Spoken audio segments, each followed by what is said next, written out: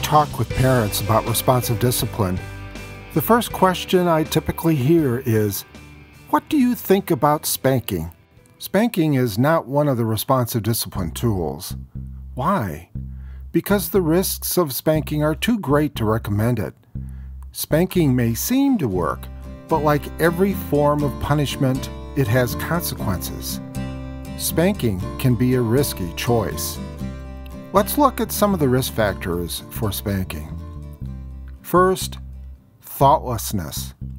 Impulsive spanking, acting without thinking, is dangerous. We can do something we immediately regret, wishing that time would back up and we could hold our hand back. But once done, our regret cannot undo the effects of our choice. So stop before you spank. Then think, is spanking the best response right now? Second, harshness. There is a difference between a swift pop with an open hand to a young child's behind and repeated swats with a belt or paddle. The hand is personal and provides immediate tactile feedback. In an interview with a 7-year-old as part of a video on discipline, I asked her if it was okay for mommies and daddies to spank. "Yes," she replied. "It's okay for mommies and daddies to spank, but only if they do it gently." Third, frequency. Spanking often increases the risk of undermining a child's self-respect and respect for a parent. If you spank, don't be seduced by its simplicity and apparent effectiveness. It may seem to work, but at what cost? Don't make spanking your only tool. Fourth, relationship. A relationship is like a bank account. Any type of consequence that serves as a cost to a child's misbehavior is a withdrawal. Spanking is a big withdrawal. No one other than a parent should spank. Not a teacher who has no lifetime accountability to a child. Not a grandparent whose special emotional bond with grandchildren can be shattered by spanking. The healthier the relationship bank account with parents, the more a child is able to manage a consequence. If you spank, make investments of time, devotion, and other forms of love with your children. Don't let spanking bankrupt the relationship. Fifth, age.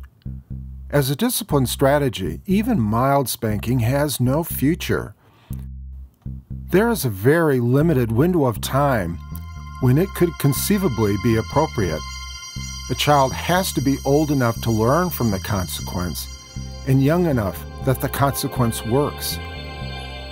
Finally, spanking as a primary response teaches a child to use physical force to solve a conflict. Although spanking is not one of the responsive discipline tools, I accept parents who make choices out of love and reduce the risks of the consequences of those choices. I disagree with academics and politicians who want to intrude into family life and stand in judgment of parents who do the best they can out of love. Does spanking damage children?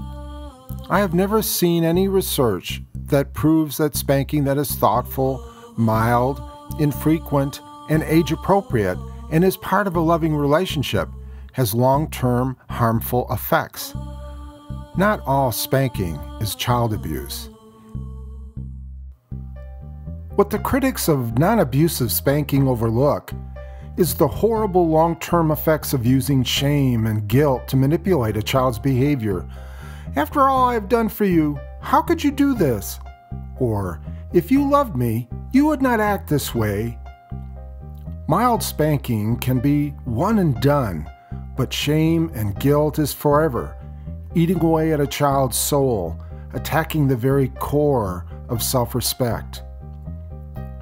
There are better choices than spanking to be firm and strong. Criticizing or punishing parents for what they do out of love is unfair and ineffective.